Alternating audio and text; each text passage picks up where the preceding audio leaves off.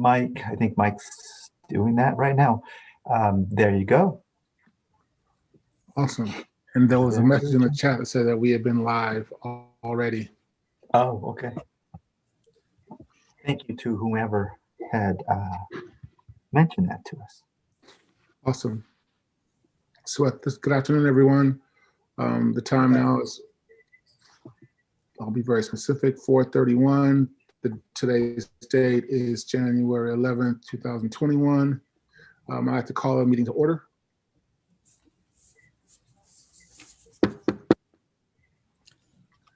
At this time, I would like us, we'll put the flag up so that we can do the Pledge of Allegiance.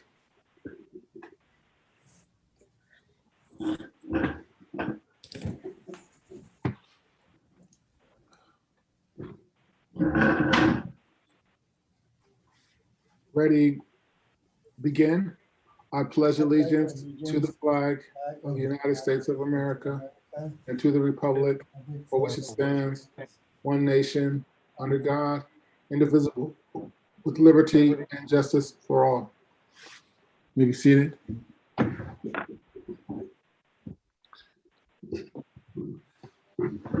Thank you. And at this time, I would request Alex lead us in the roll call. Oh, actually, Chair Norwood, I'll be doing that tonight. Oh, awesome. Yeah. So starting with Chair Norwood. Here. Vice Chair McNeil. Present. Commissioner Mundra. Present. Commissioner Rice. Commissioner San Vicente. Alternate Commissioner Afwabi. Present. And Alternate Commissioner Gomez. Present. Great. I would just like to note that Alternate Commissioner Afwabi will be seated in the vacant and unfilled hospitality seat, and Alternate Commissioner Gomez will be seated in the vacant and unfilled real estate seat. Awesome. Thank you. Thank you, Nicole. That addresses items 3 and 4 on the roll call. The next item on the agenda is the approval of today's agenda. Is there a motion? So moved. This is Vice Chair McNeil. We have a motion from the Vice Chair to approve today's agenda. Is there a second? I second it. We have a second from Commissioner Deepak. All those in favor? Aye. Aye. Aye. Aye. Any opposed? Seeing none, motion carries. Item 6 on the agenda is the approval of the minutes from our last meeting, November 9th, 2020. Is there a motion to approve the minutes from November 9th, 2020? So moved. Vice Chairman McNeil. We have the motion from Vice Chairman McNeil. Is there a second? I'll second. We have a second from Commissioner Gomez. All those in favor? Aye. Aye. Any opposed? Seeing none, motion carries. Chair Norwood, may I just confirm, is that 5 yeses? And 0 no's? Yes. Thank you. 0 no's. Thank you. And I guess at this time, I'd also like to mention to the other commissioners that if you have working relationships or friendships with the other commissioners on the Economic Development Forum, we may want to reach out to them to ensure checking their availability, because there were a couple of times in the past where we weren't able to get a quorum and then we weren't able to meet. So we have to do all that we can to make sure that we have the necessary quorum to move forward on a monthly basis. There's a lot of things that are going on, especially now during COVID-19. It is imperative that we meet on a consistent basis. And then when we need to have the special meetings, we have that level of availability as well. So thank you for your support on that matter. Item 7, the public forum. Oral public comments may be provided live during the commission meeting by first registering for the Zoom meeting in advance by providing an email address, which is not disclosed, and a name. And in order to register in advance for the webinar, there is a link that's provided there. After registering, you will receive a confirmation email containing information about joining the webinar. All registered meeting attendees who wish to speak must click on the raised hand icon when the commission chair calls for public comments. If participating by calling in, dial *9 to use the raise hand feature. And when you're called upon, hit *6 to unmute your phone. Your phone number will be displayed in the live meeting. Staff will call the speakers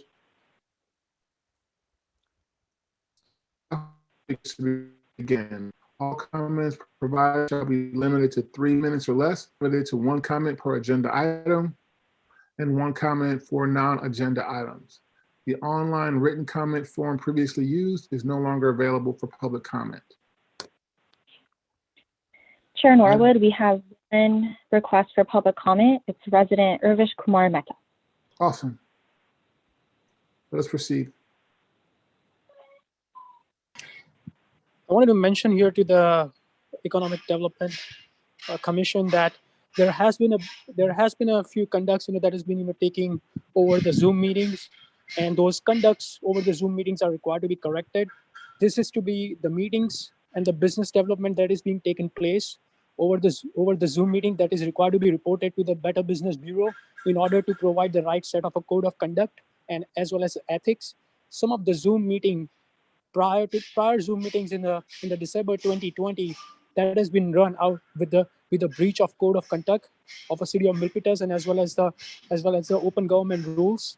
Those rules and regulations are required to be placed back, and the right set of a behavioral and a correction action to be placed on that, as well as a part of a Better Business Bureau practices and the right set of economic development within the city of Milpitas. It is important that all the certification licenses and as well as the respective organization being a part of a city of Milpitas Economic Development Commission to be reporting that on a daily basis to the federal government and the respective bureaus, state, county governments, so that such practices be implemented when such kind of internet privacy and the cybersecurity laws are being breached over the Zoom meeting. That is required to be regularly to be reported to the Federal Communication Commission as well, so that the right set of action to be taken on such matters, as well as it is important that once such kind of an incident happens, that the city staff and as well as the council takes a note of that, and on a daily regular meetings they make a report out of that what should have been the course of action that is to be taken as a part of a reporting such misconduct to the right side of a people. Thank you, Irvish.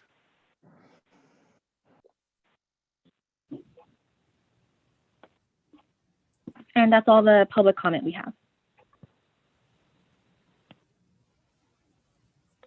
Thank you. I'd like to direct Alex to ensure the request that Urvish Kumar had made, that we are in line with all the areas of public conduct for the Economic Development Chair Commission, and anything that needs to be reported currently that we made aware, and if there's any conduct that we need to be mindful of in terms of aligning with the practices of the Economic Development Council, we made aware of those as soon as possible, so that we can continue to move forward in the manner that's directed or needed necessary by the city. Thank you, Chair Norwood. Duly noted. We'll take a look at that and speak with our city manager's office and city clerk, as well as our city attorney's office. Thank you. Item 9, business items. Could you move the scroll up a little bit?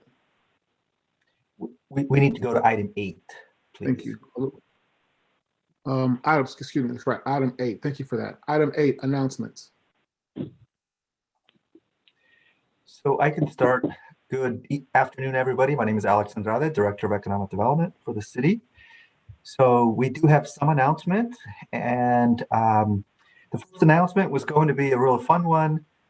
We were going to announce and show you Daniel Degue's and Brittany Degue's new baby. They had a baby some months back, and her name is Kara Degue.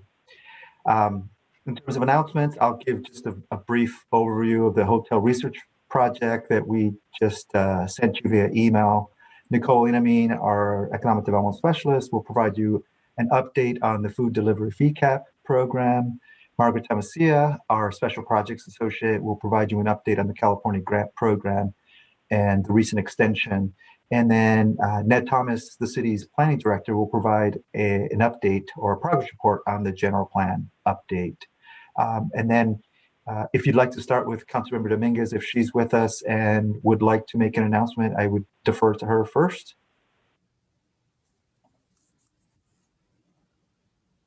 Thank you, Alex. I'm not sure she's on at the moment. Oh, there she is. She's here. Yes. Councilmember Dominguez, would you like to make an announcement first? You're on mute. Hi, everybody. Thank you so much. Happy New Year.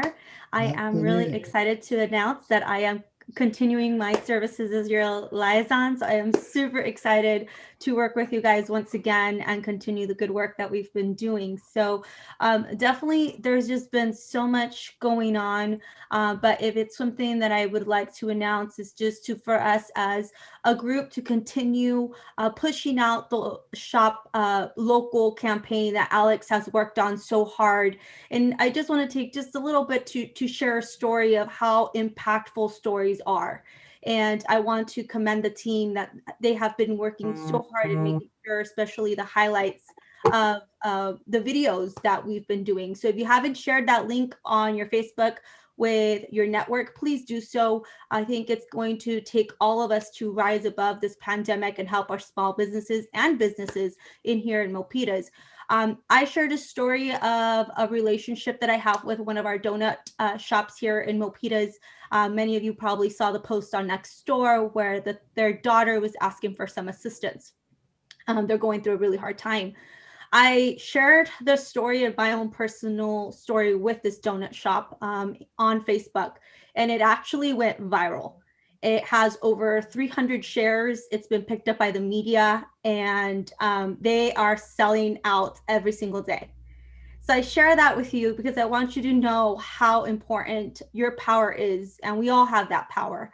We all have that network. Many of us have the social media power that we have at our fingertips. And so as we move into this year, I just want to continue the good work and be present and honor the work that everyone is doing. We are one team. And so thank you guys so much. And I hope you guys have a happy New Year. Thank you, Councilmember Dominguez, and welcome back. We are honored to have your presence with our commission once again.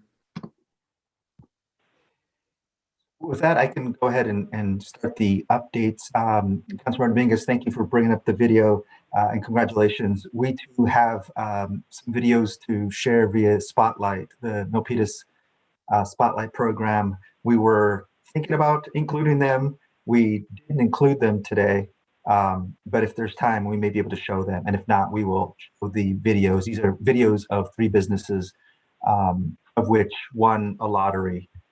Through what's known as the Milpitas Small Business Spotlight. Anyway, my role right now is to just give you a very brief update on the hotel research project. About 3:30 or 4 o'clock, I sent you an email with a link to a research project. Many months ago, the city was invited by the Santa Clara County Economic Recovery Support Function team to participate in a team that was really looking at problem solving, improving access to resources, and just fostering coordination through both public and private sectors and the nonprofit sectors as well, all related to the COVID-19 recovery process.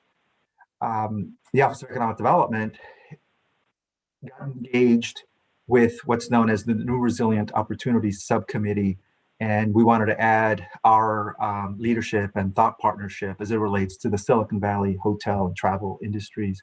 So what you received today was really the culmination of many months of just ensuring that we provided you and really the region about how to move forward with enabling and helping our hotel and travel industries. They are both industries that provide multipliers not only create good and really quality jobs, but also generate significant TOT, transit occupancy tax for the city.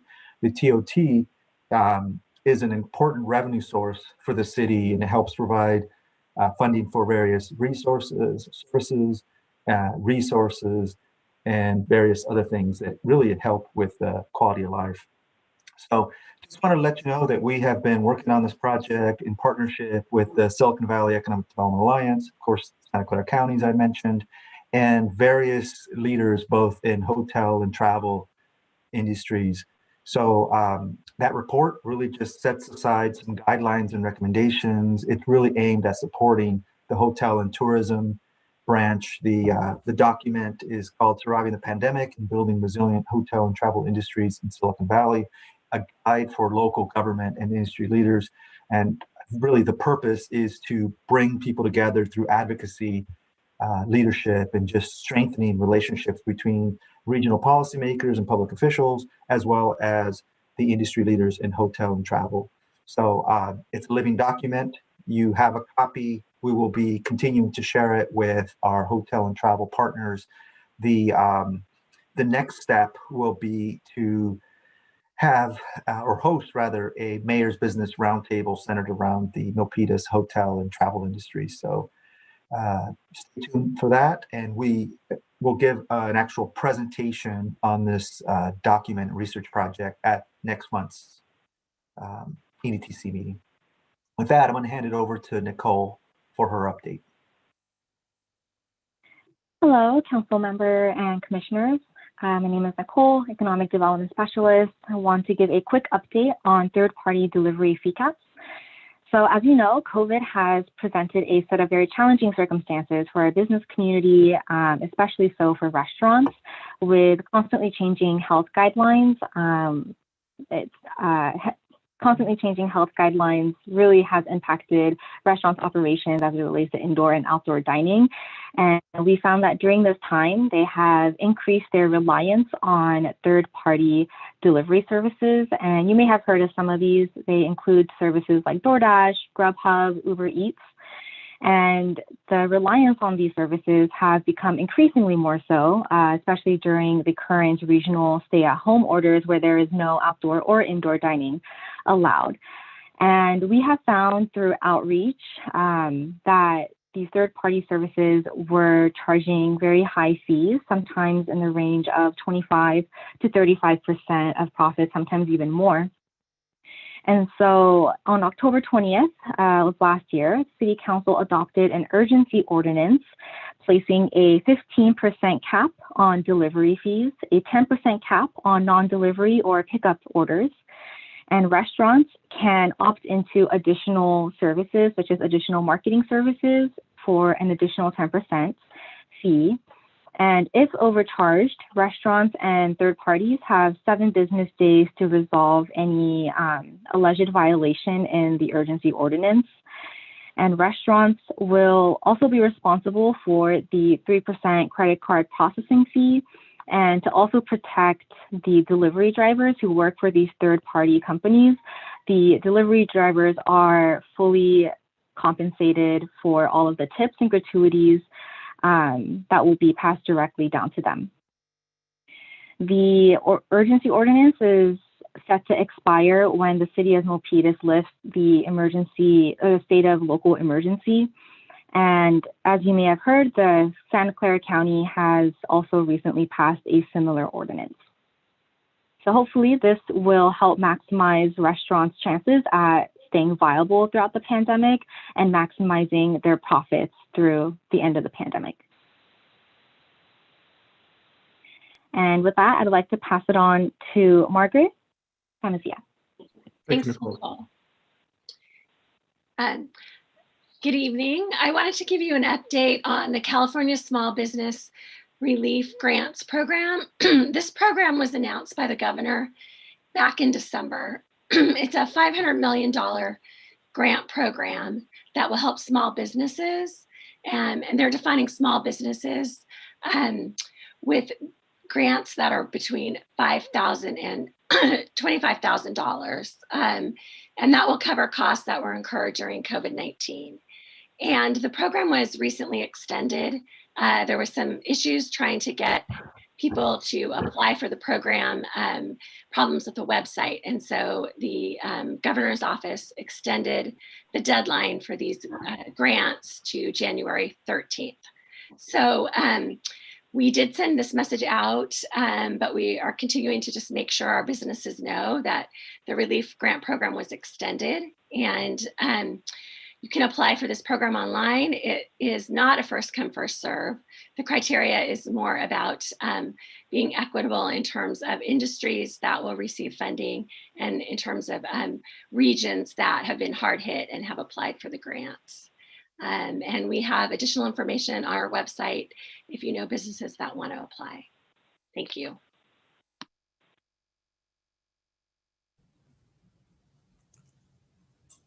Thank you, Margaret. So at this point, thank you, Nicole and Margaret. I don't believe our planning director, Ned Thomas, is on, but I do believe that Jessica Gardner, our planning manager, is on. So I'm going to kindly ask if she can give the update on the general plan. Can I add a couple of comments to that last subject on grant? Sure, please do. Okay, so we went to quite an extent. We kind of looked at how the grants that the city provided, may have helped, and we know that what has already occurred, and we know it's not, great, and for the city to give a grant, was it a business-based calculation? Was there any kind of sizing up of what the city gets out of dispersing these funds?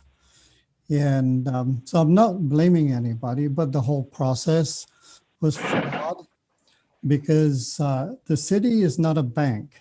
The city is a service, okay? And grants work for some things, and grants for this process, because there's no requirement for success or performance. There's no successful performance required. So, moving forward, do the grants work? So it leaves things very questionable. Now, moving forward to the real point is, if you assume that the damage done by the pandemic is already done, and so what do we do moving forward? How do we better use make better use of the city money? I think it would be useful to set up and fund a task force to guide and direct businesses to sources of SBA, SBDC, et cetera, that actually are the bankers. And we should, looking forward, plan on making the city more efficient, maybe a year from now or 2 years from now, and we should be putting those things in place so that when the new businesses come in, we can help them to succeed extremely fast. There should be maybe the city processing licenses extremely fast, doing permitting much faster, less loss of time for the end customer.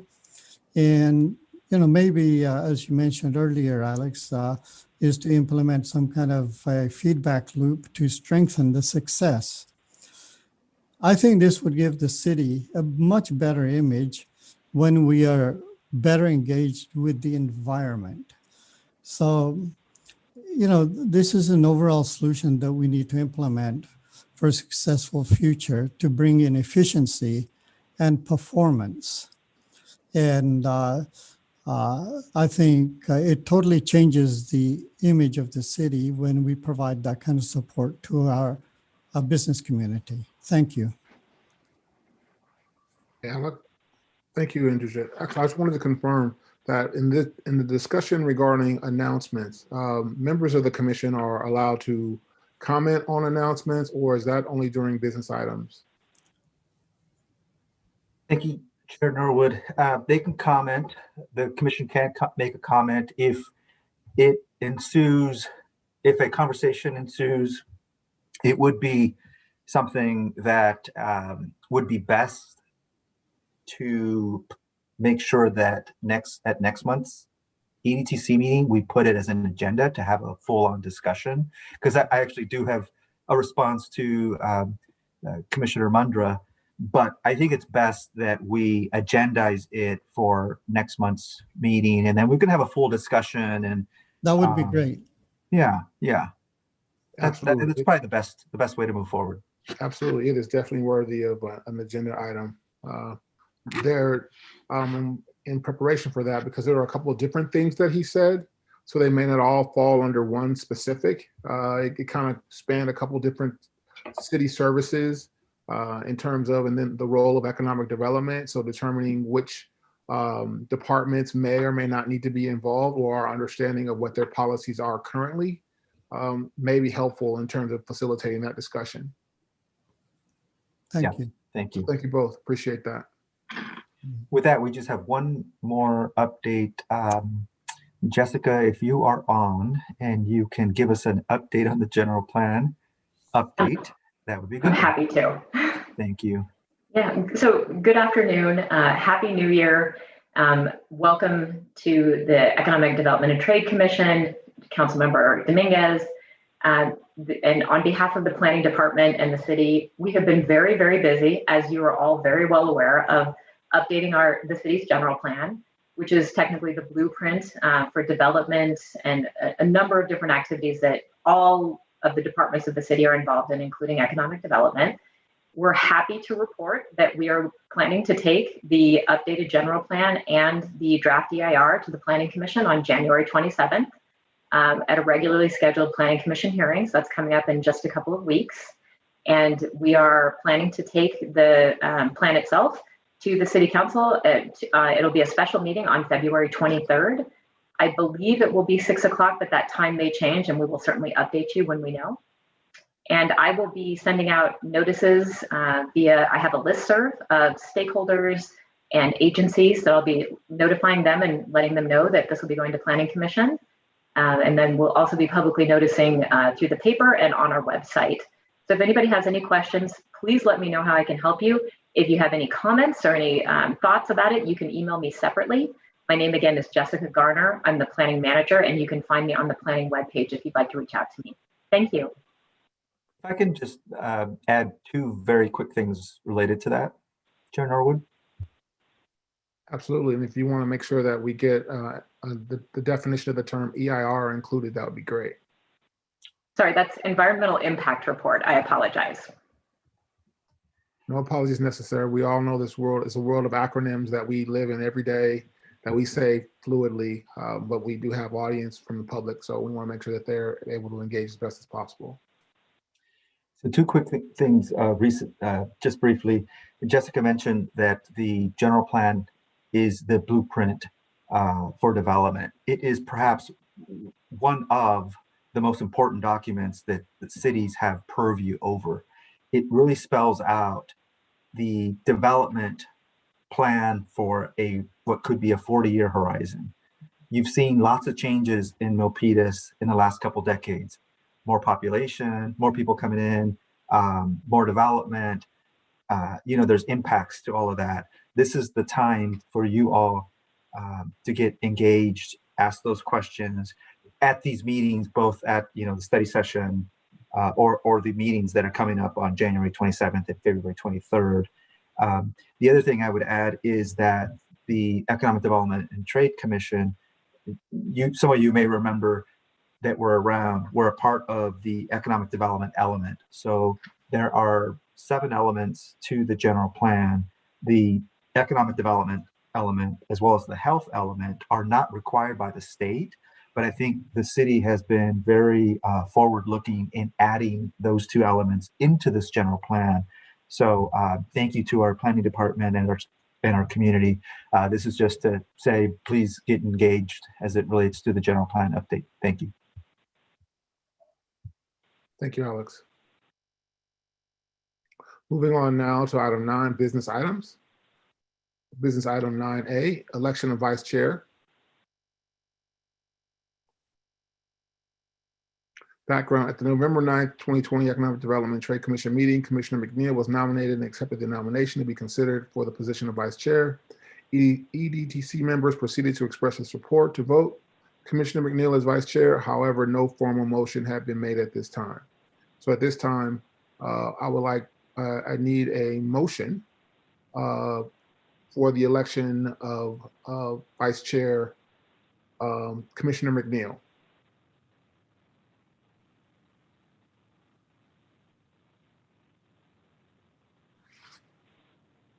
Is there a motion? Sorry, I was on mute. I propose. Sure. Thank you. I was wondering there. There we have a motion. Whew. And do we have a second? I second. We have a motion and a second. All those in favor? Aye. Any opposed? Seeing none, motion carries. Item 9B, Milpitas smoke-free policies. We have Jay Lee, AICP Principal Planner. Background as a part of the Santa Clara County's Health Cities Program and to protect Milpitas residents and employees. The city is developing policy options to prohibit smoking and exposure to secondhand smoke in multi-unit housing, entryways, and service areas of non-residential developments and at public events. Alex, is there anything else to add to that item? Yes, sir. Thank you, Chair Norwood. I'd just like to add that the city of Milpitas is developing smoke-free policies to support our county's larger efforts to promote health. And although the scope of these policies has largely been established through a grant program based on the needs and desires of Milpitas community, we're seeking feedback on the implementation of these policies to ensure that they are responsive to the business community. So Jay, and I believe Jessica may also be here to assist. I'll hand it over to Jay. Good evening, commissioners. Glad to be here for the first time. And we're just here to provide an update, as Alex mentioned, on our citywide smoke-free policies to minimize secondhand exposure and protect Milpitas's communities. Next slide, please.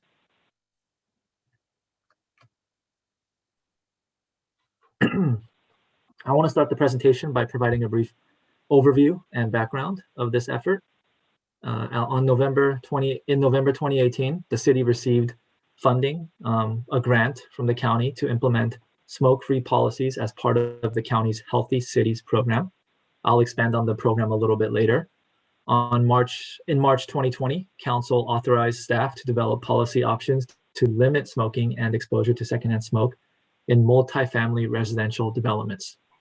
And soon after, staff expanded the scope to include entryways and service areas of non-residential developments and at public events.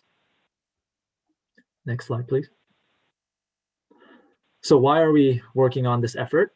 As Alex mentioned, it's part of a broader countywide initiatives.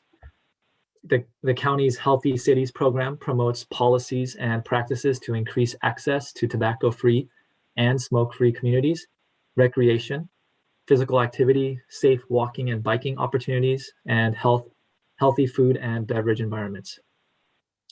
This effort also supports our general plan policies.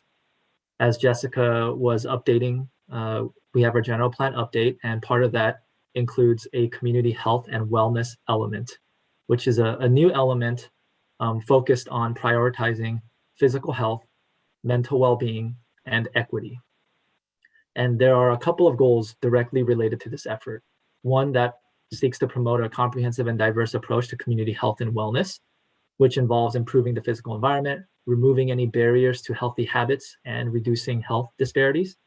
Another goal is focused exclusively on reducing the harmful impacts of alcohol, tobacco, and drug use in individuals, families, and the larger community. And there's a policy that encourages reducing second and third hand tobacco smoke and vaping, and limiting smoking and vaping of all products.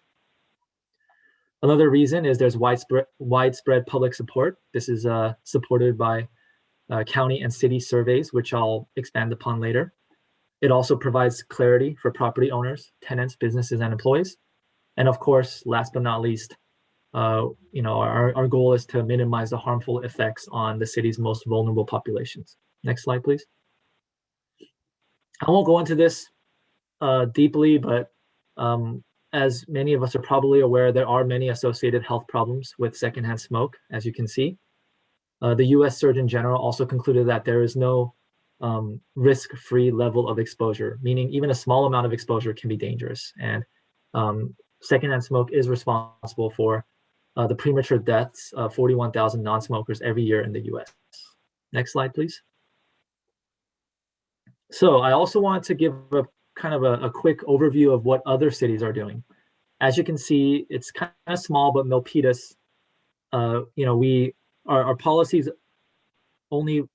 currently only address parks and trails and outdoor dining areas where we prohibit smoking, but we haven't prohibited it anywhere else, even areas where a lot of members of the public may congregate. And as you can see, a lot of the other cities have gone beyond that. And a lot of cities right now are also currently expanding their policies through the grant funding from the county as part of the Healthy Cities program. So this is really the regional direction. Next slide, please. So for the work completed so far, we've done plenty of policy research. We've also shared or released a public online survey. We've created a project website with frequently asked questions. We've put this item on the public online forum to receive additional feedback, and we've been in coordination with the county. Next slide, please. So for the public online survey, it was open from mid-July to the end of August. We shared it through the city website, social media, and postcard notices to all multifamily residential developments, the senior center, and summer camps. Next slide, please.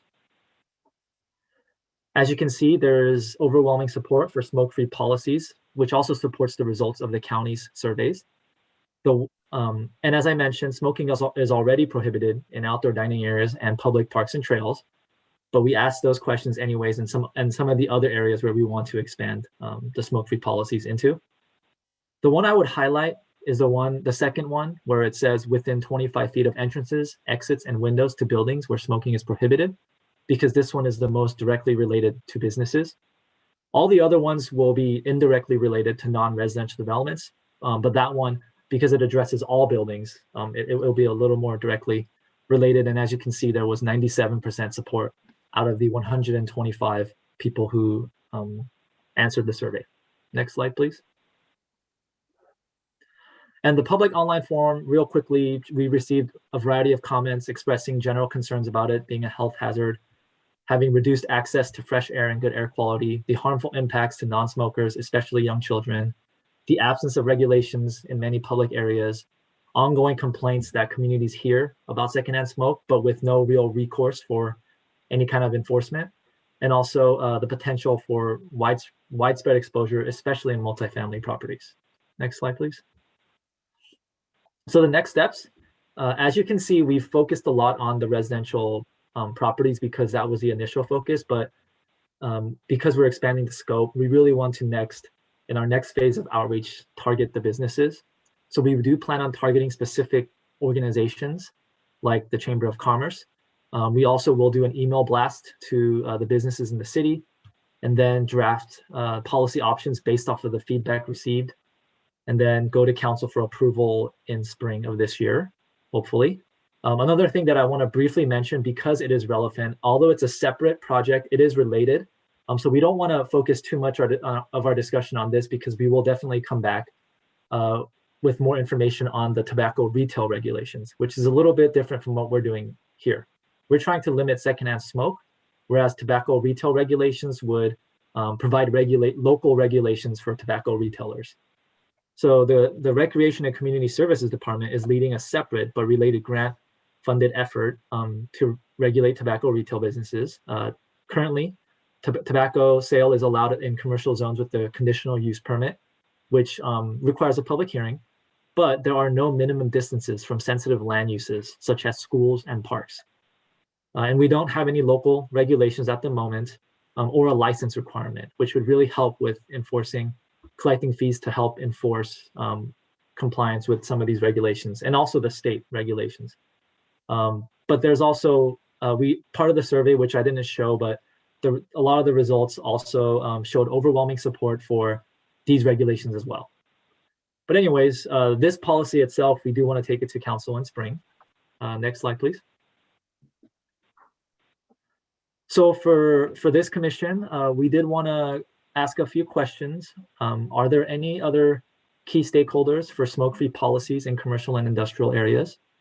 Also, what policy considerations would be helpful for businesses as the city implements smoke-free policies, such as guidance on signage and enforcement?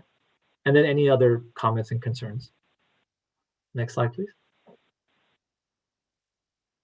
So this concludes my presentation, and we're available for any questions and comments. Chair Norwood, I'd like to bring to your attention, we have one request for public comment by resident Urvish Kumar Mehta. Okay, let us recognize the public comment.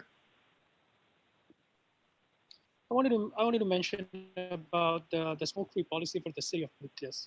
It's important to note here that as per the California, the state law, all the housing and as well as the single-family homes, whether that's a commercial property or whether that be a residential property, all the tenants and the property owners are required to follow the smoke-free policy law, because the smoke-free policy not just allow to maintain the property, however, it also maintains the right set of the environment within the community. So it is very important to develop a community, develop a people, develop a citizen with a smoke-free policy. It is a state law already. It is required. It has already been implemented at the county as well. It's just that the city is required to step up and also put up the ordinance with regard to the different housing, residential, commercial property, and let people know about that. Whether what is the smoke-free policy about, and if they are required to smoke, there has to be a smoke-free station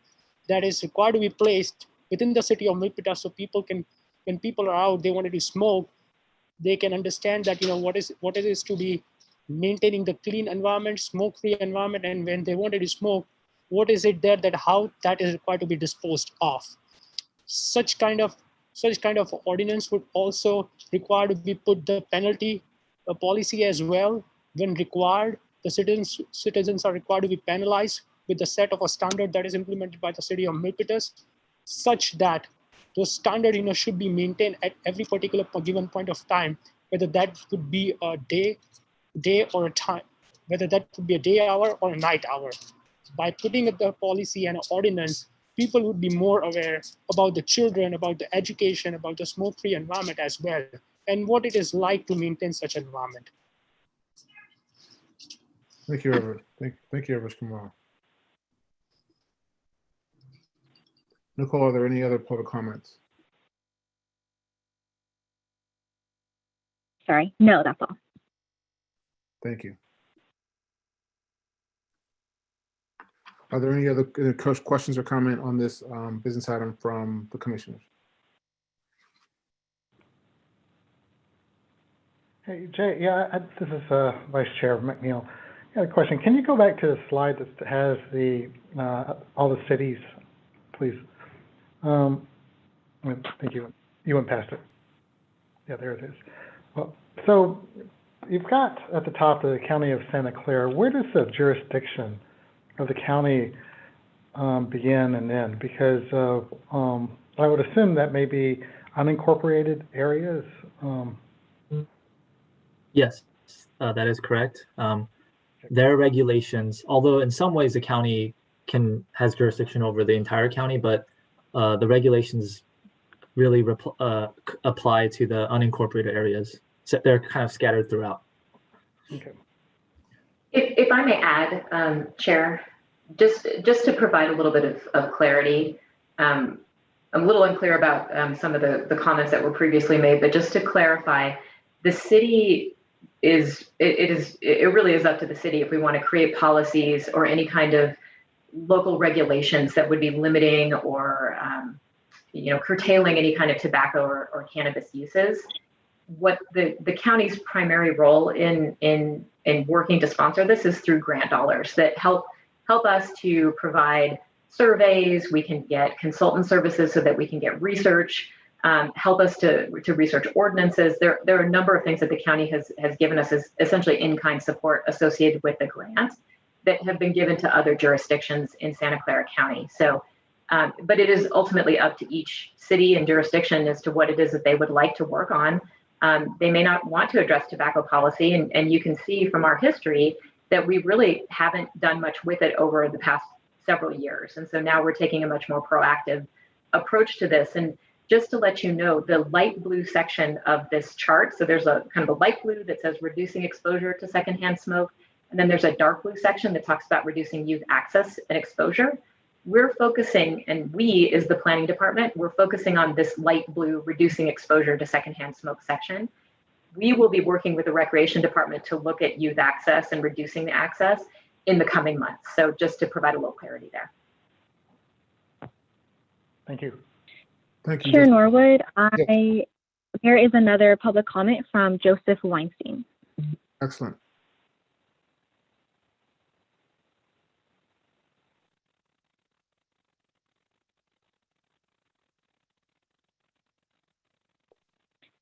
Joseph, could you please unmute yourself?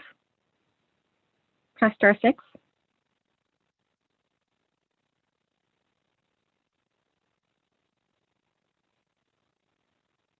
Is that working now?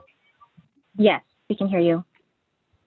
Great. So Commissioner Norwood and Commission, I would like to see a provision in this that makes sure that housing providers for multifamily units are not responsible for enforcement of this policy. As an owner of 2 affordable housing properties, it is absolutely impossible for me to be on site. And since both of the affordable housing properties are not over 16 units, I don't have a manager on site. And I think it's absolutely ridiculous where cities have placed up to $25,000 fines on housing providers if these smoking ordinances are violated. I do not think it is my responsibility as a housing provider to be a policeman, and I'd like to see some very strong language put into the recommendation that this become either a code enforcement or a police action. Thank you. Thank you, Mr. Weinstein. Mr. Chair, if I may,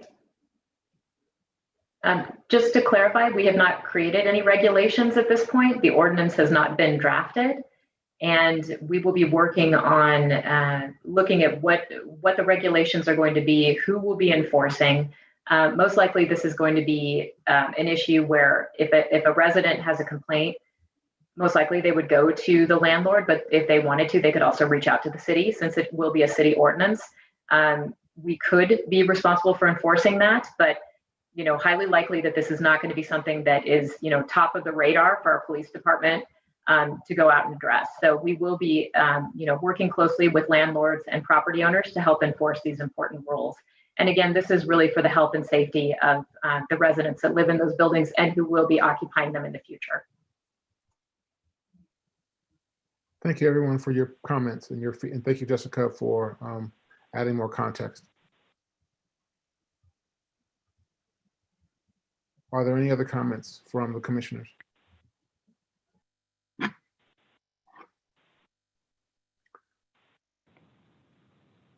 Thank you, Jay, for your presentation. I don't know if you can bring up the agenda to let me know. There is a... I think we have to move to receive that presentation. Yep, I'm looking at that right now. Is there a motion to receive the presentation?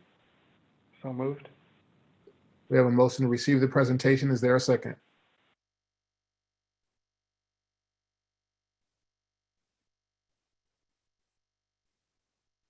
I'll second it. Thank you, Deepak. We have a motion and a second. All those in favor? Aye. Aye. Aye. Any opposed? Seeing none, motion carries. EDC work plan, the next item on the agenda, EDC work plan review for fiscal year 2021. Presenter Alex Andrade, Director of Economic Development, and Danny DeGoo, Senior. Thank you, Chair Norwood. This item is before you responding to a direction from you, Chair Norwood, and EDTC at our November 2020 meeting. So I thought what we would do is just very briefly let you know that we, of course, the economic development team has reprioritized their mission due, of course, to COVID. And this happened in March of 2020. And our focus has been very much business assistance, business resiliency, and business recovery. So certainly the pandemic has created a health crisis, but that in turn created an economic recession. So here we are, we've been incredibly busy in the year 2020 with various projects, programs, and initiatives that were completed. There's a long list, and I don't know if I need to get into everything that we've accomplished in the last 10 months during this recession. If you are interested in a very brief kind of rear view mirror, looking back at what we've done, I can give you a minute or two update on that. If not, we can go directly into the direction from EDTC, which was to bring back this item, to review it further, being the current work plan. Remember that you reviewed it and you approved it and recommended for the city council to approve the work plan. That did happen in, I believe, late November of 2020. So we are back here just to have that conversation related to the work plan that you see on the screen at the moment.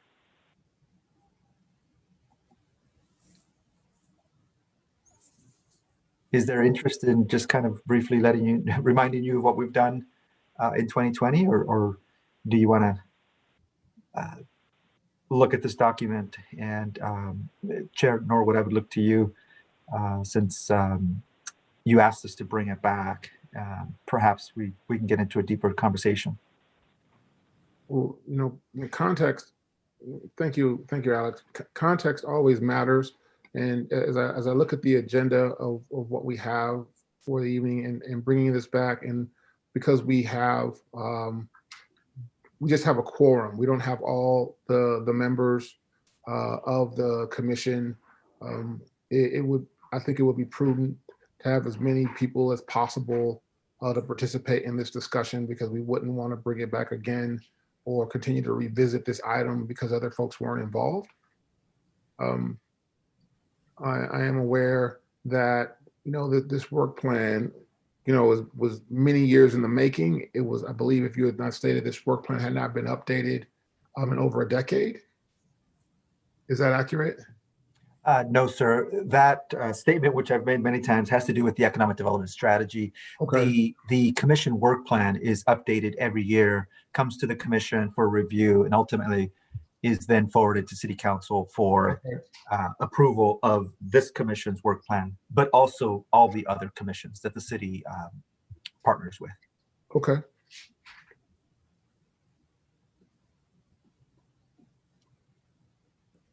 So at this time, in reviewing this document,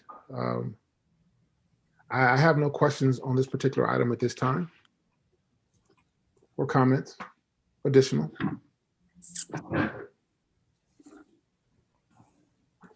While the commissioners are thinking, I just want to make a statement that there is a watermark that says draft.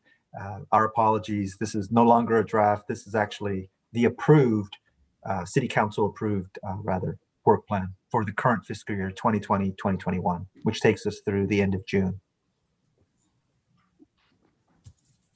And Chair Norwood, we have a public comment from resident Urvish Kumar Mehta again. Thank you.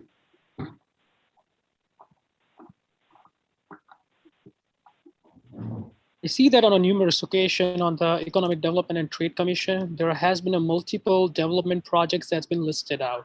However, what is the most important aspect that city is supposed to be considering as a part of Economic Development and Trade Commission?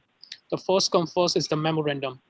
The internet, the technology that requires to be implemented within the city to city as well as the business to business, commercial to commercial, industry to industry, as a part of a different practices to be implemented within the city.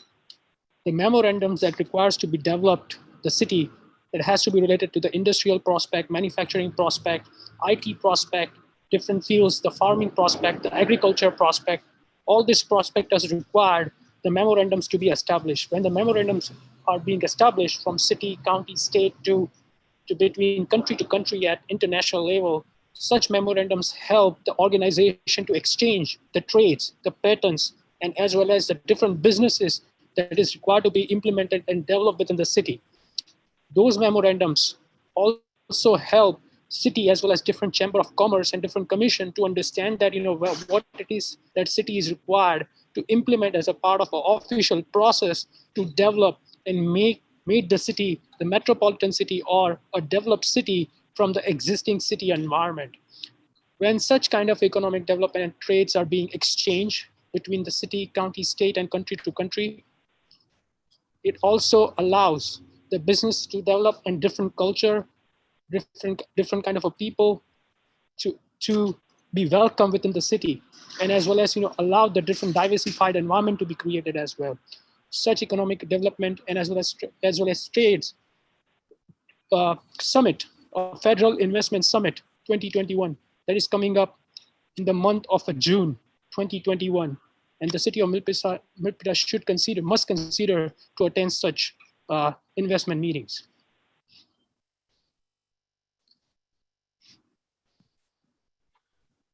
Thank you, Rivers Kumar. And Alex, in the context of what Rivers Kumar has shared, it appears as I review the document, there are a number of agencies or commissions that are integral parts of the Economic Development and Trade Commission work plan. Is that correct? Several of the items that he had mentioned involves other commissions. So I would ask that in the Economic Development and Work Trade Commission in the future, that it be considered that the adjoining agencies or departments that are participants or responsible for as a lead facilitation be included in the Economic Development and Trade Commission work plan, so that there will be an opportunity for tighter collaboration when there are opportunities that can benefit the city of Milpitas and to help to develop the culture in terms of Milpitas businesses and the economic development strategy. Thank you. Yeah, there's definitely opportunities for us certainly to collaborate and partner with other city departments. There have been numerous times when representatives of the Office of Economic Development have gone and presented to other commissions. And of course, you've seen that today, our planning department representatives have come to us and are presenting. We from the Office of Economic Development have presented again to the Planning Commission and various other commissions. So thank you for your comment, and it is noted. Thanks.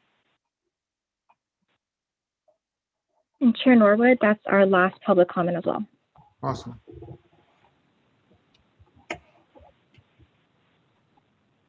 If there are no other comments from the commission, I believe the action item for here is to, if we can bring up the agenda. Is there,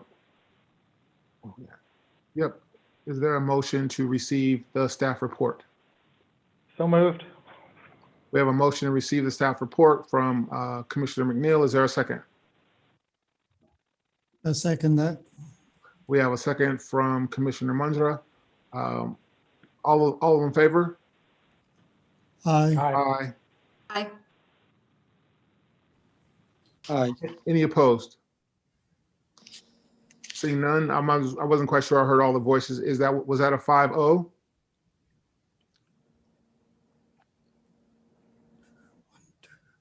I believe so. Okay, thank you. Yes. Next item on the agenda, item D, Milpitas Unified School District Alliance Partners and Innovation Campus Initiative presentation from MUSD Superintendent Cheryl Jordan. A background as strategies of recovery begin to take shape in Milpitas during and after COVID-19. Advanced manufacturing trades and artificial intelligence workforce development will be in high demand. In preparing Milpitas learners of all ages for the fourth industrial revolution, Milpitas Unified School District Superintendent Cheryl Jordan will provide a presentation regarding the MUSD Alliance Partners and Innovation Campus initiatives. As outlined in the current Economic Development and Trade Commission work plan, a goal of the commission is to promote a diversified workforce and support training opportunities for Milpitas residents and students for the evolving local economy. With that, we would like to bring on Superintendent Cheryl Jordan. And as a member of the Milpitas Unified School District Board of Governance, I will be recusing myself for this presentation.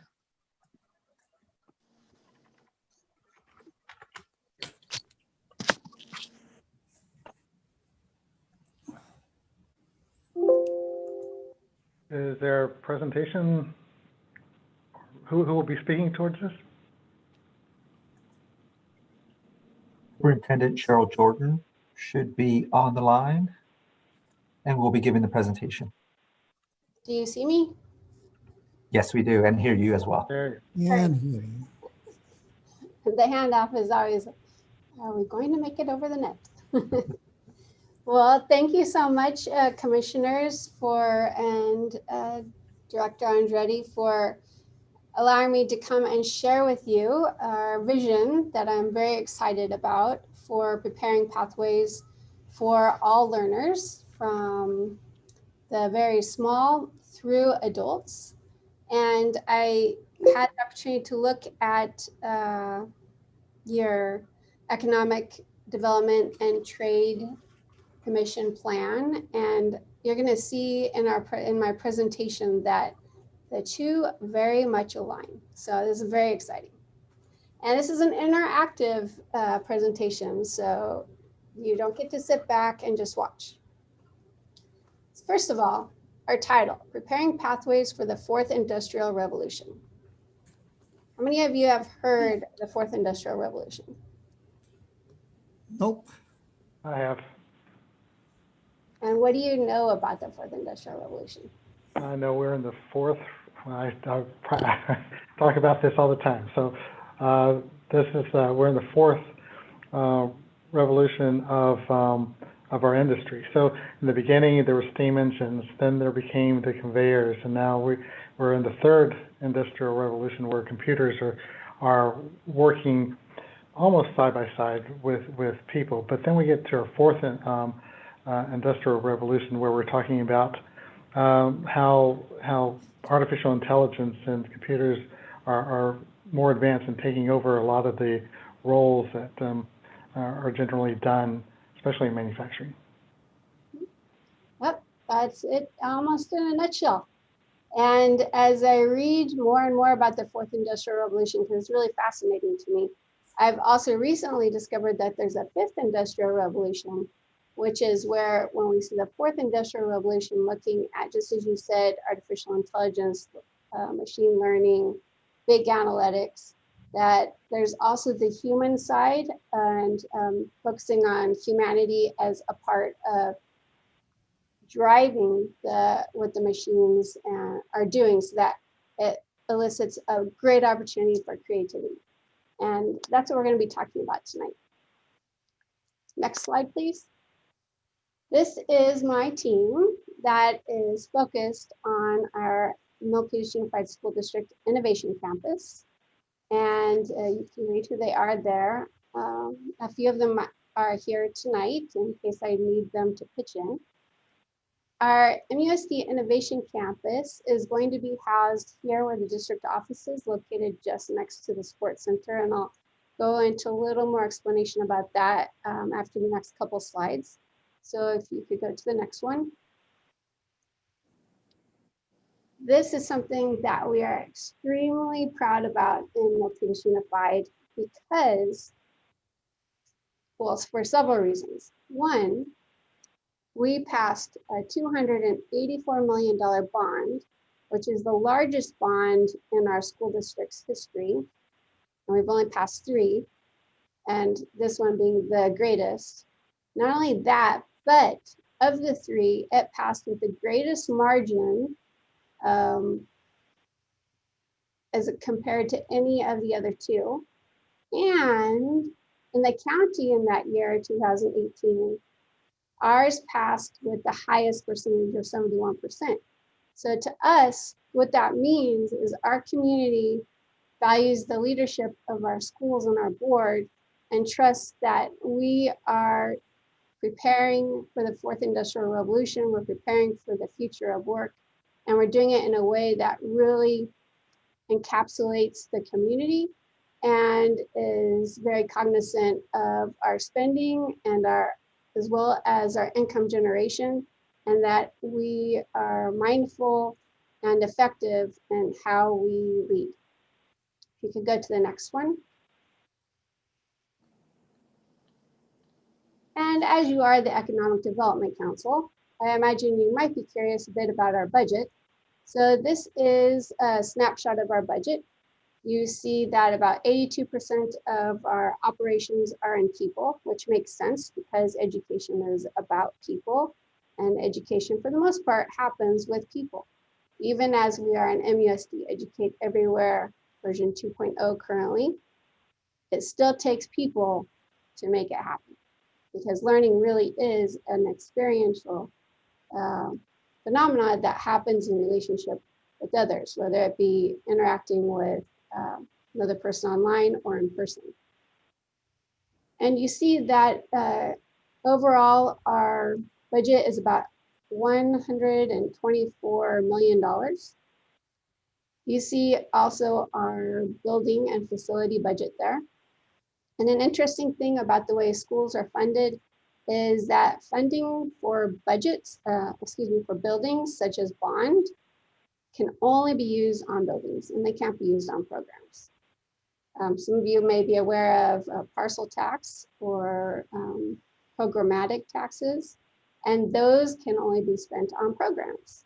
So it's really a unique way that the government has created for school districts to get additional funding beyond that which is allotted to it through the normal processes. However, here in Milpitas, we are looking at cutting edge, just as you are as a commission. We're looking at how to build the gateway to Silicon Valley with Milpitas and our economics. We too, as the school district learning community piece of that, is looking at how we can generate income through grants, revenue streams, as well as donations. So I am proud of the way that we are fiscally responsible, and just want to put that out there. Before you go to the next slide, I sent a link to a very short video, which is meant to give you an overview. Obviously, Casey knows very much about the fourth industrial revolution, and others of you may have little snippets of it, but this really gives us a visual. And this video was created by the World Economic Forum in January of 2020. And I'm sure they would not have guessed that something such as the pandemic would come along and greatly accelerate what they're talking about. So wouldn't mind playing that video now.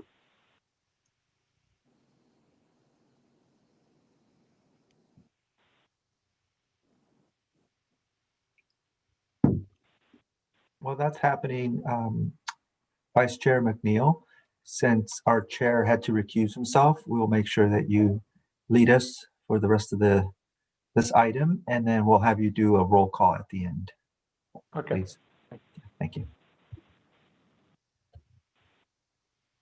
Well, while we're waiting, so far, I know that Casey knows about the fourth industrial revolution, and he shared with you an overview. What do the others of you, what has your experience been with that?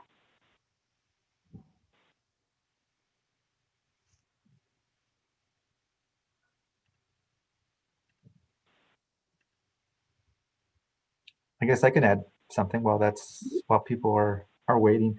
I think a real important component to the fourth industrial revolution is that as things are evolving and we're talking more about emerging technologies, we should also be talking about how to ensure that people have the skill sets for these new and emerging industries and technologies. So it's really important to talk about workforce development and education. as it relates to just making sure that we can increase our employment locally. About 12% of Milpitas residents actually work in Milpitas. So we'd like to increase that percentage as much as possible so that people can have a really good quality life, be close to home, be close to their families, be close to their jobs. So it's all interconnected in that way. Yep, I agree completely. It looks like It's a fourth industrial revolution. It's a fusion of the physical, the digital, and the biological world. It's changing not only what we are doing, it's changing who we are. It's really the notion of digital technology pervasively impacting every walk of life in every vertical industry on all parts of the globe. Whether it's information technology and the acceleration we see in artificial intelligence, a lot is happening. Society and how we're going to live is being defined right now. The speed is mind-boggling. What I'm particularly concerned about is how little the world is prepared. Harnessing this revolution requires the involvement of all stakeholders, from public and private sectors to academia and civil society.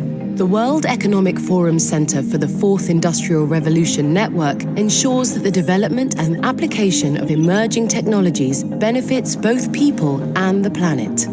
It is a network of centers for scalable impact, with locations in the United States, Japan, India, and China, bringing together stakeholders to identify the impacts of these technologies, co-design innovative governance protocols and policy frameworks, and pilot them with partners around the world.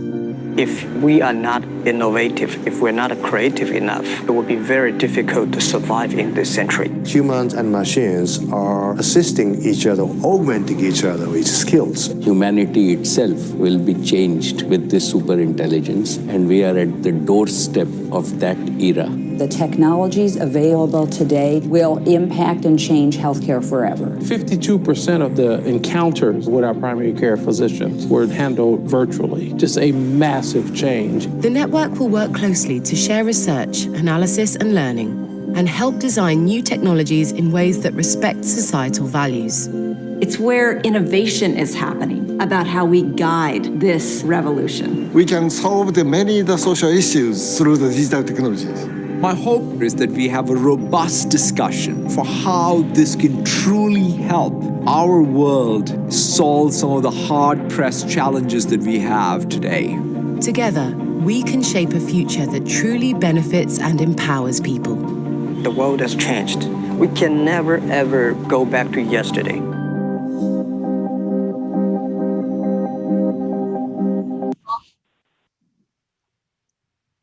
So what did you notice in that video?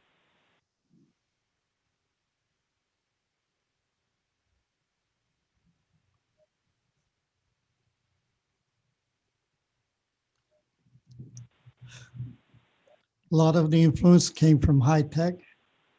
Mhm.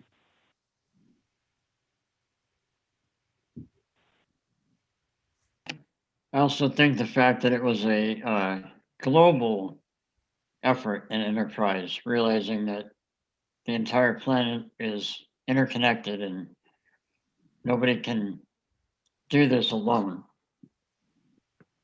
Yep.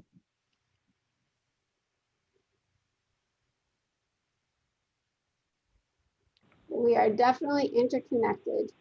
We are global. We have to have a global vision, and we do here in Milpitas. And that was the same thing I noticed about those who spoke. They, for the most part, run technology businesses.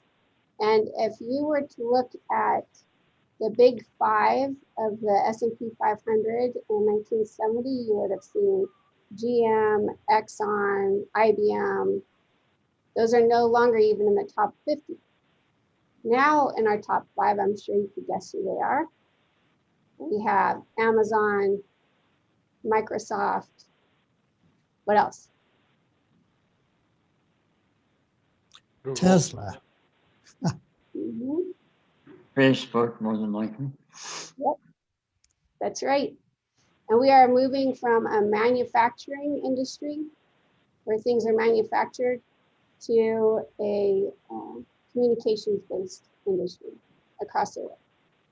And that's why it's imperative that we make sure that our learners, including our adults, have the opportunity that they can retool and be prepared so that they're not just consumers or people who stand by and watch what's happening to them. Instead, they are able to create and be the producers. Nicole, next slide.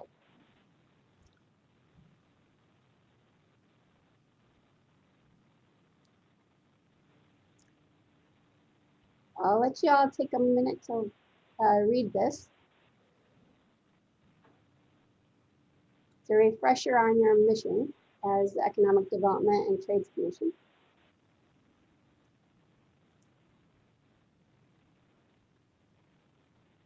And then the headline comes from a 2017 report from McKinsey Global. McKinsey is a global think tank, and they study many aspects of living, working, and learning. And in this report, they state that by 2030, which is only 9 years away, 1/3 of our workers will need to have retooling. Otherwise, they will completely be out of jobs.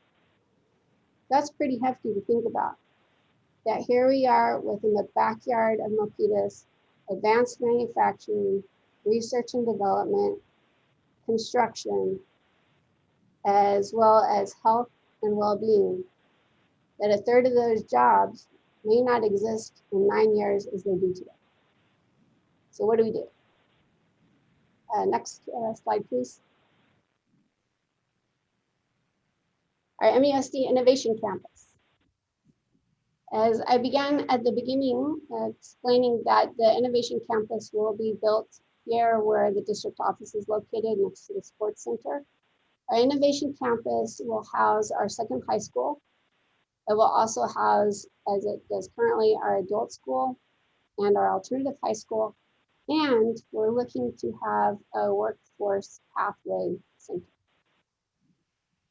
It will be comprised of buildings called folia, which are a means for construction that is both long-lasting as well as cost-effective and time efficient.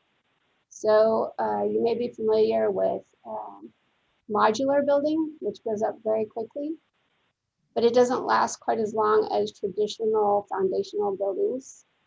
Whereas folia, it has the traditional foundation of regular buildings, but it has the technology of being built off-site so that it's put together somewhat in a modular fashion. And this is one way that we are maximizing the funds from the bond so that we can have this innovation campus.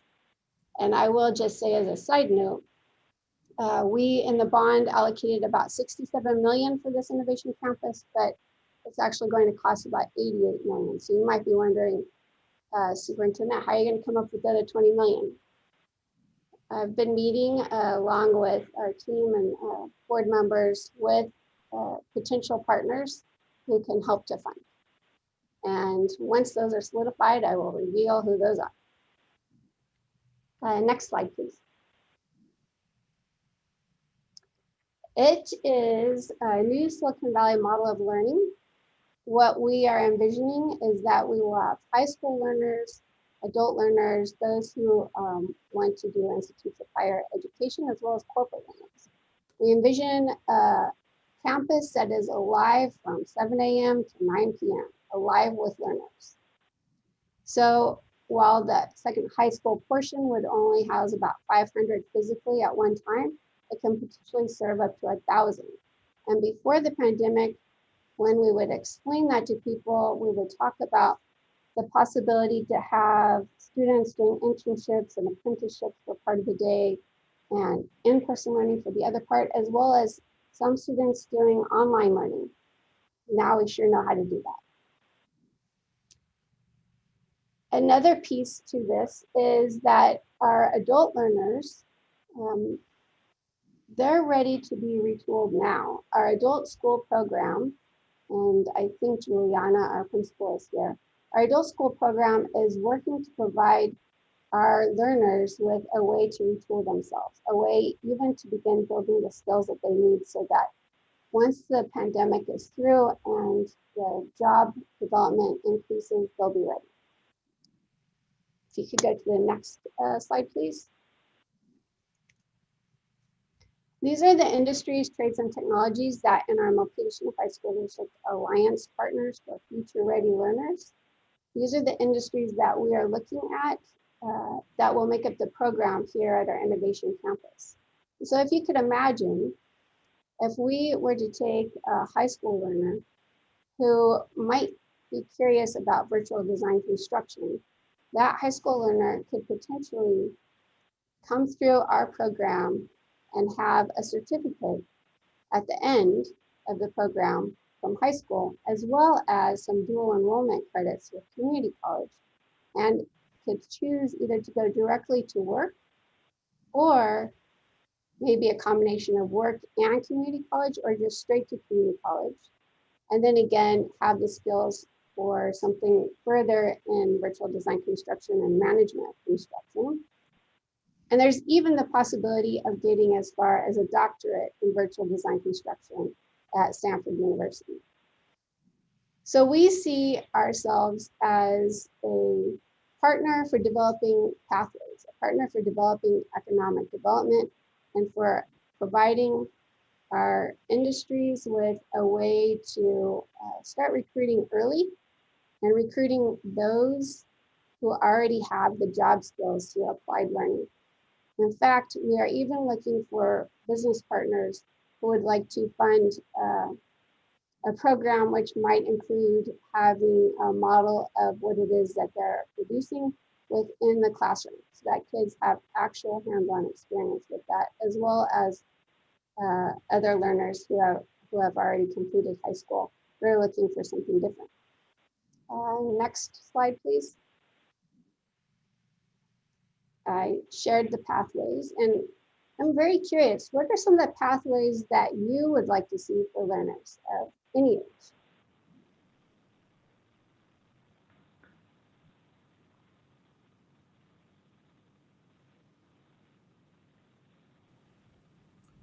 Can you repeat that question, Cheryl?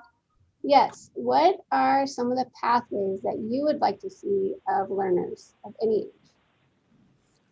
So I noticed you didn't mention anything about the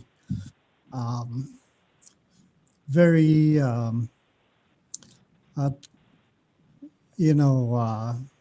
motivated learners, I'll call them. And they sort of live and behave differently. They don't live on a 24/7 timeline at all. And I didn't see any programs for that. Could you back up to the last slide, please? Thank you. Indrajit, would you take a look at those industries and let me know what it is that you see that's missing? It sort of covers all those industries as people who are capable of making exceptional contributions, and they just have to be treated differently within the system. So I didn't see that separated out. Could you give me a little more of what you mean by treated differently? People are just extremely creative and talented, gifted. Mm-hmm. We do have quite a number of students who are gifted and talented. As a matter of fact, I'm sure that my principals would say that. I'm sorry, couldn't hear you. I said we do have a large number of students who are gifted and talented. And as a matter of fact, I'm sure my principals would say that every student has some sort of talent or gift that needs to be tapped in order to reach their full potential. And if I couldn't. Can you hear me? This Yeah. is Principal Rojas. Yeah, so I think one of the opportunities we have with the MUSD Innovation Campus is looking at alternative pathways to success. Currently in Milpitas High School, the pathway is a college career pathway, which is around taking traditional courses that have you reached a 220 credits that make you eligible for university studies. What is I would say, very unique about this vision around MUSD Alliance Partners and MUSD Innovation Campus is we're looking at ways to provide students, perhaps these exceptional students, with experiences that they can receive credit through a non-traditional path. For example, providing credit for students through internships or apprenticeships. So in any of these industries, trades, and technologies, if you're able to gain learning experiences that can apply toward English language arts, mathematics, or science through a non-traditional course, not a sit down in a classroom, like you said, 24/7 routine schedule, we can find ways to provide credits for students to take courses that are a lot more hands-on, apprenticeship style, still applied knowledge, but be able to show their learning through application rather than through rote knowledge and information. And that is one critical piece around the fourth industrial revolution is we've moved away from schools being information conveyors to actually innovation and creativity. And the system that we are innovating through the Alliance Partners and the Innovation Campus is to look at alternative means for students to receive credits towards graduation and college. Our team has met with San Jose State University to take a look at new models of grading and assessment for ways that universities are looking at how we accept students into those college pathways through industry. So I hope that addresses some of the question you had. Basically, that was the domain, yes. Yeah.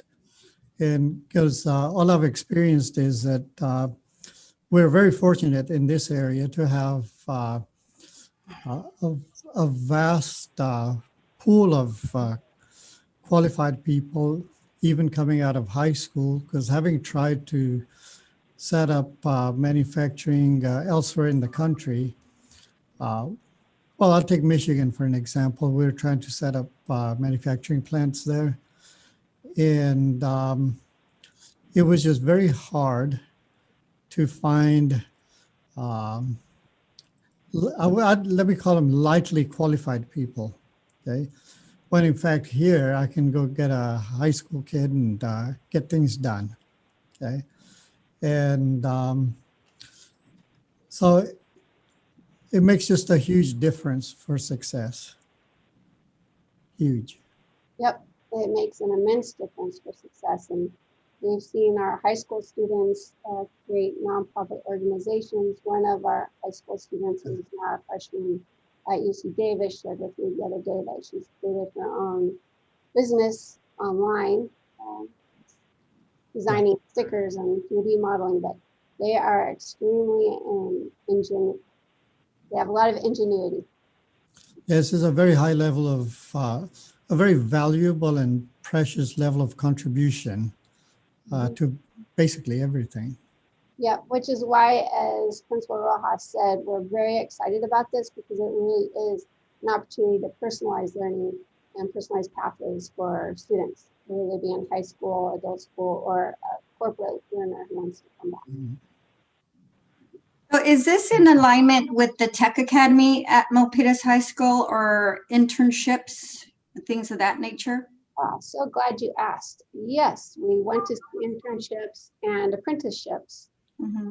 And our academies are actually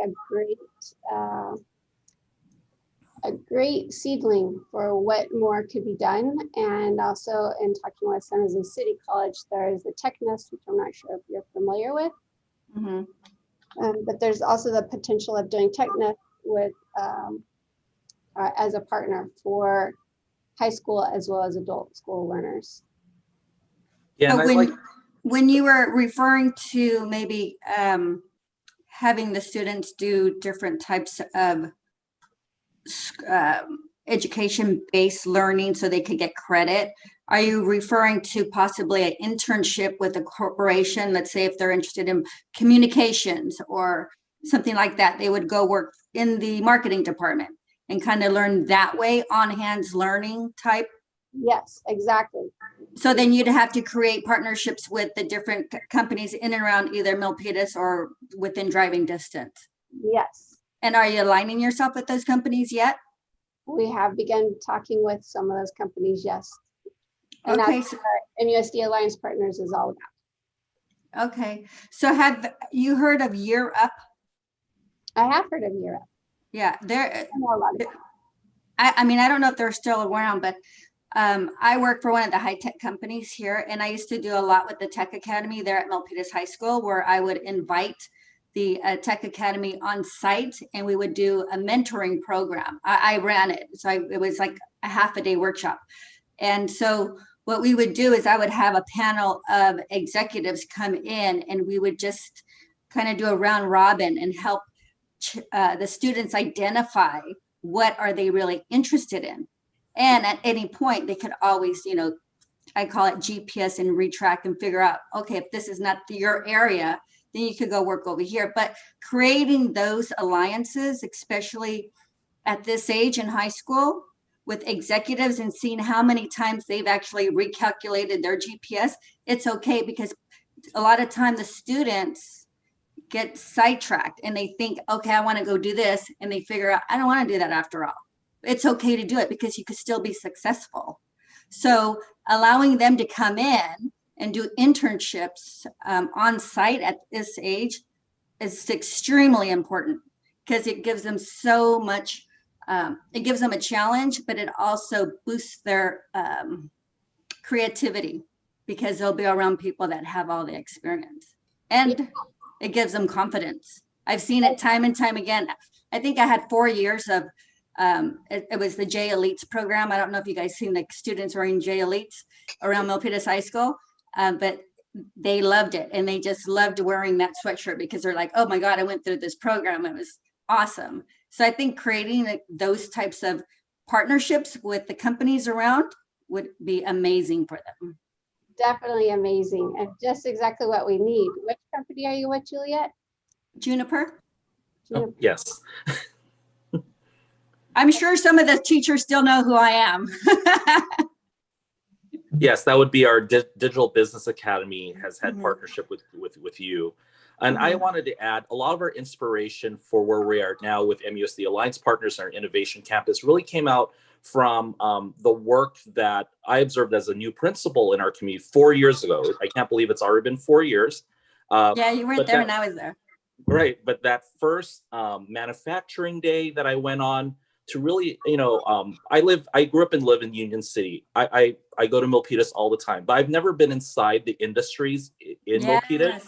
And once you take a step into Cisco, into I call it the big wall on the side of the freeway. Yes. Get them behind the doors. It's not that scary. That's what I tell them. It's not that scary. Get in now. Right. So, yeah, all those industries, and to see our students be exposed to those experiences, just in the same way that your company has exposed our students to the inner workings of a corporation. Yes. Manufacturing Day year after year. And first exposure to executives. I mean, our CEO would come in and, you know, do picture ops and just give them his, and it's just sharing the story on how they got to where they are. It's just amazing. And it just changes and it sparks something within the student. It's phenomenal. But it's slowly evolving into now our partnership with NextFlex and Flex Factor. You know, the work that our economic development staff and leadership in the city has done under your guidance. We're looking in MUSD to really solidify a system, create a system that makes this normal, not an exception, not just a, oh, here's an opportunity that becomes part of the program. And that's essentially why we're here. I would like to see a mentoring such as the J Elites be something that's regular on site, where we ask executives to come in and we create the same type of panel where the students come in. They have to do pre-work. I always gave my students homework. And if they didn't do the homework, then, you know, sorry, you're not going to come. And I made sure that the teachers were aware of that, because they don't just come and think it's going to be a fun day. You're going to get something out of it. And I would say 95% of the time, the students got something out of it. But it makes a difference when they come on site and they go to the data center and they see, you know, kind of the Terminator effect of all of the, you know, what do we call, just the data center where everything comes through. I'm like, all of your text, all of your pictures, all of your Snapchats, they don't ever go away. They're all here. And they just like cringe. But if we can create that on site and have executives come in and then maybe do a follow-up where we can give them a tour of the data center and see what it is to be behind the big walls, that would create, an amazing opportunity for those students. It would create an amazing opportunity. And another amazing opportunity would be if Juniper became one of our alliance partners. And because, well, we'll all go more into that in a little bit. But we'll chat later. Yes. Can I chime in really quick? Sure. Thanks, Superintendent Jordan. Vice Chair McNeil, you do have a raised hand from Commissioner San Vicente, and I'll just quickly say that this is a great conversation, and I'm glad and pleased that there's a lot of dialogue here. We do have a hard stop at 6:30, and that's because there is another commission that's coming on thereafter. So I just wanted to give you ample time to get through your presentation. And again, Vice Chair McNeil, Commissioner San Vicente has his hand I'd like to recognize, yes, thank you. I'd like to recognize Commissioner San Vicente, please.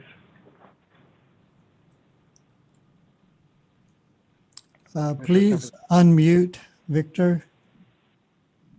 A lot of the points that Commissioner Julia Gomez brought up, I had the same, actually more or less the same thoughts, and also the same thoughts what Inderjit brought up. So they brought up the things which I had planned to bring up. So pretty well, we overlapped on most of the stuff but the other thing is you have to make sure that when companies get what you call it, bought out by other companies in Milpitas, that they stay in Milpitas. They don't just like Western General bought Sandisk, Onanon bought just recently last year. Another company bought Onanon. I don't remember the name offhand. And we had companies like this, like Renaissance buying Intersil. And when a company buys another company, we have to encourage them to stay here because they could move out quite easily to Texas or some other place where they think they have a better organization or better deal. You know what I mean? Exactly. So you have to find a way to keep. If you want to have the students going to these type of companies, you got to have the companies stay here in the first place.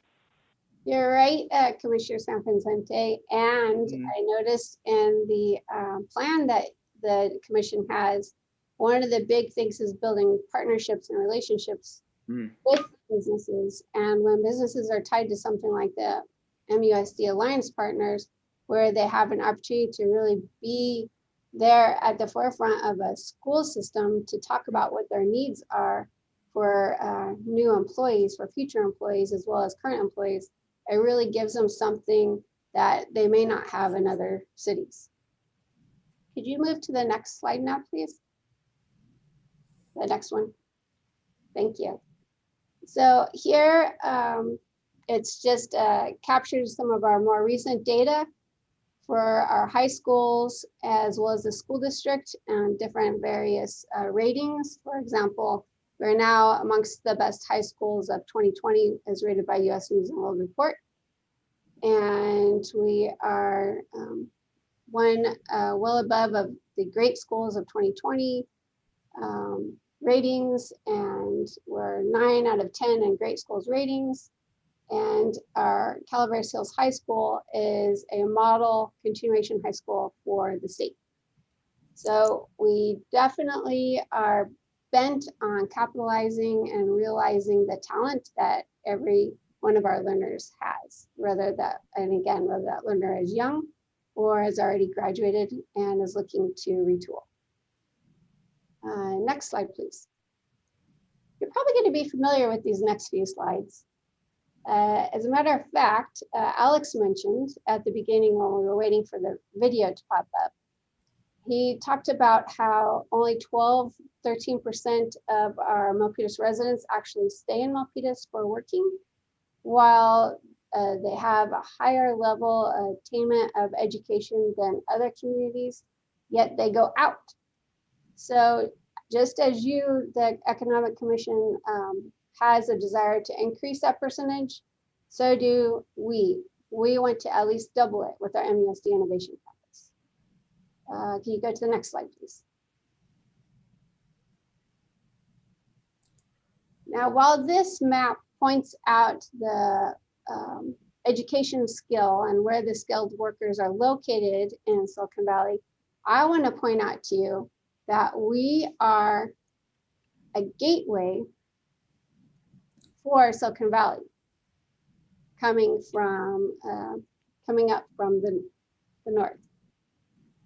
The other thing I want to point out is that as we look at transportation, and we know this is one of the aspects as to why there's such tremendous movement to Milpitas, in addition to the great schools that we have, is that it's easy to traverse from 880 to 680 and down 237 to 101.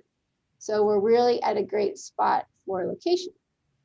Another thing I want to bring to your attention is that Silicon Valley is no longer just Silicon Valley as we know it. Silicon Valley is becoming global. Why is it becoming global? Because some of our industries, as Vincent referred to, are actually leaving Silicon Valley and moving to other areas such as Texas and even to other parts of the world. So as we Milpitas become a leader for Silicon Valley and for developing research and development and the new ways of working and being in the work of the future, we are becoming leaders of the global Silicon Valley. So we're not just leaders here in our Bay Area, but globally. That's what we're shooting for. So if you could go to the next slide, please. This one you've seen as well too, I think. It just indicates all of the different ways that we can get to Milpitas and get from Milpitas to other areas. Next slide. Now, this should look familiar to you because I pulled it right from the Economic Development Strategy and Implementation Action.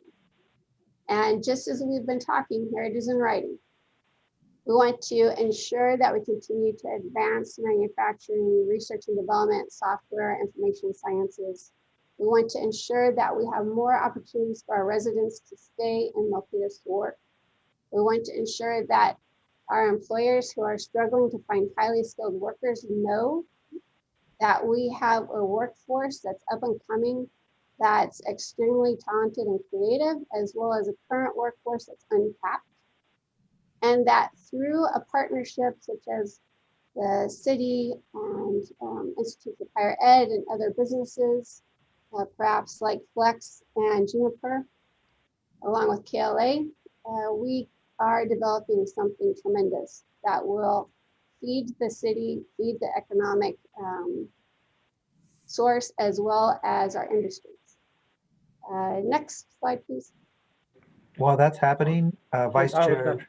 Yeah, I was about to say, Superintendent Jordan, I was going to ask to get a time check because we do have the closing roll call as well as any questions that may come from this presentation. So how much longer do you think you need? 5 minutes. Okay. Any questions? I just wanted to make sure that you knew that Councilmember Dominguez has her hand raised. Oh, I did not know that. I do not see that. Councilman Dominguez. Thank you so much.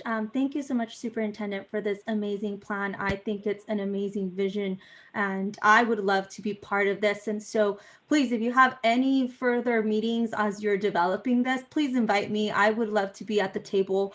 I definitely have a vision. I was instrumental in some of the vision that Cristo Rey did with their partnerships.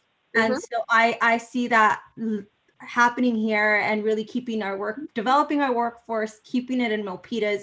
So I applaud the work that you're doing. And I do have a hard stop myself. I have to jump to another community meeting, but please, I definitely wanted to let you know that I'm here. However, I could help support, foster those relationships.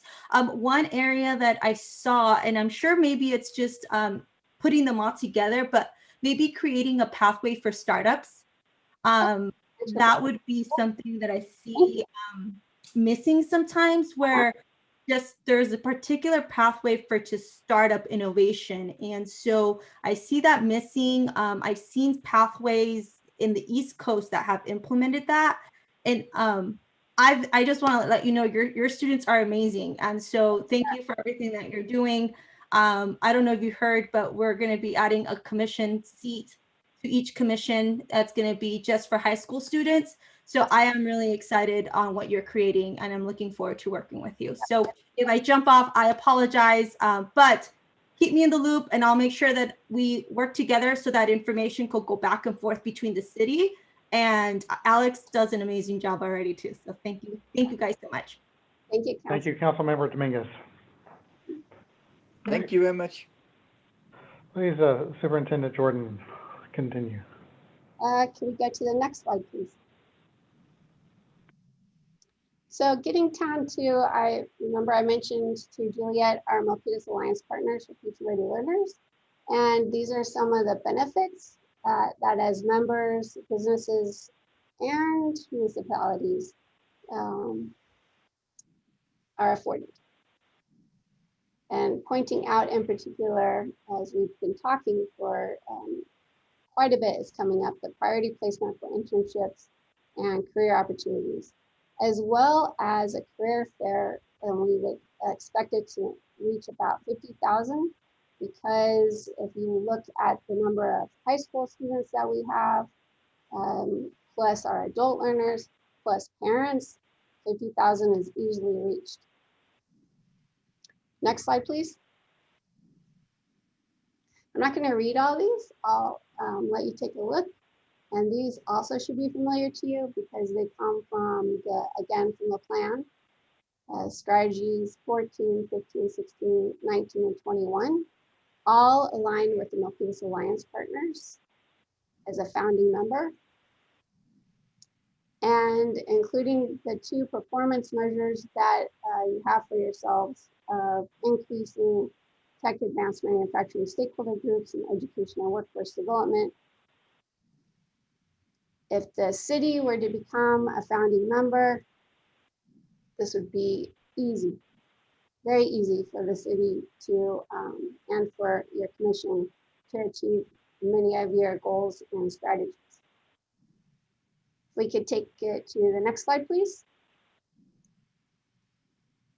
So what I would like to ask is that you commissioners champion our Milpitas Alliance partners and act as ambassadors for your for colleagues, as well as for city leaders, as well as for business and industry leaders. Because together, as I said before, we become the developers of the global workforce for years to come. And I want to take us to the next slide. Sometimes it helps if we see that something similar has happened in other parts of the country. So actually, Nicole, if you click on this slide, it has a link.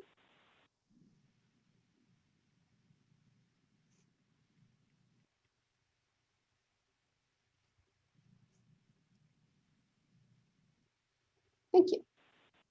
So the Regional Triangle Project began around the 1970s. North Carolina, as you can see from the headline, in the 1950s was in great economic decline. And Nicole, if you would slowly scroll down so they could see the rest of the page. What it talks about is how the Regional Triangle Project came to be in North Carolina, and how from 1960 to 1985, they began to attract greater numbers of research and development, and they also had several institutes of higher education, all in the same area, working together, so that now, in the early 2000s, North Carolina is one of the top 3 places for people to go who are interested in research and development around vaccines and bioscience and biotechnology. And as I said before, our MUSD Innovation Campus is a partnership between city, business, industry, and institutes of higher education. So we will have those entities providing input and also working together to ensure that we have something that is profoundly impactful in making sure that all learners are able to tap into that creativity that they have, whether they need to learn alone, in groups, hands-on, or the traditional academic way. They can move forward as the future of Milpitas and the future of the global Silicon Valley. So my ask as I leave you tonight is you would please be ambassadors for our Milpitas Unified Alliance partners. Very good. Thank you, Superintendent Jordan. Appreciate the presentation, very enthusiastic. And for our chair, Norwood, I'm glad he left me for this because it was the most enthusiastic part of today's presentation, I believe. So I do want to remind everyone we've got about 7 more minutes remaining, but we will open up for questions. Just keep in mind the times, and I will also do a better job of watching for raised hands in the participants list. And questions. Vice Chair McNeil, just a reminder that we have to open it up to a public comment as well. Okay. I have a quick one. Cheryl, can you take a few minutes to present at the next Milpitas Chamber Board meeting so that you can make that request formally? And secondly, if there's anything you'd like to post on the Milpitas Chamber website, please contact me. Okay, I will do that. Thank you, Enderjeet. And when is the next meeting? It'll be the first Thursday of next month. At 7 in the morning still? Oh, no. 5:30 in the afternoon. Oh, okay. Very doable. No 7 o'clock meetings in the morning. Well, since I've been there. Okay. Well, since I guess we can't have breakfast together anymore. Well, yeah, we'll get to that after all this. Yes. Okay. Right. Thank you, Mr. Commissioner. Are there any public questions? I just wanted to make sure if it's possible to get a PDF of this presentation. Could you hear me? Yes, we can. Yes. Yeah, I just wanted to know whether it's possible to get a PDF of this presentation. Yes. Because, yes, we will get that to the Economic Development Trade Commission. Okay, thanks. Chair McNeil, there is one public comment from Urvish Kumar Mehta. Okay, please. As a part of the Alliance and the program that is required to be established, I want to reference the city of San Jose, what they have done. As a part of a digital device strategy, they have provided the 11,000 mobile hotspot to all the students, considering the COVID-19 pandemic situation. Also, given the consideration that the MUSD is developing different programs, the innovation is a vital part. Along with the AR, VR, they're also required to do distance learning programs required implemented as well and establish and develop as well. The students are required to encourage not to just take online class, but they are required to practice the development more often, particularly in the terms of where they get the hands-on experience. When they have a hands-on experience, they understand that how the technology works, how the technology is being, not just having an online experience, being working from home, and putting a consideration of how the entire day revolves around and how the technology is helping from one component to other component. So it is important that evitably that they also get hands-on experience, practical experience with what is being developed and what it means to have this technology. What is the usefulness of this technology? What is the purpose of this technology? It is not just about providing resources, but it is also about what it means to provide the resources and what is the substance of having the development of such resources and what these resources will take them further and providing the end vision to them. Thank you. Thank you very Chair much. McNeil, that's concludes public comment. Thank you. Thank you very much, Parvish Kumar. We appreciate your comments. All right, going back to any other questions? I don't have a question, but I have a comment, Cheryl. I applaud you for all the work and I love the way that you laid it out, and absolutely feel free to reach out to me. And, you know, I like to share what I did over at Juniper, and maybe we can kind of integrate some of that with what you're doing. That'd be terrific. Thank you, Julia. And as I said before, it's a team, so it takes all of us. Thank you. Thank you, Commissioner Gomez. Anything else? All right, with that, I'd like to open up looking for a motion to receive the presentation from Superintendent Jordan. Excellent job, and the MUSD. Is there a motion? I make a motion to receive the presentation from Cheryl Jordan. Oh, I was on mute. I second that. Very good. Okay. All right. All those in favor, please say aye. Aye. Aye. Vice Chair, if I may, because we're on Zoom, it's easier if we just do a roll call, and Okay. Nicole can help with that if that's okay.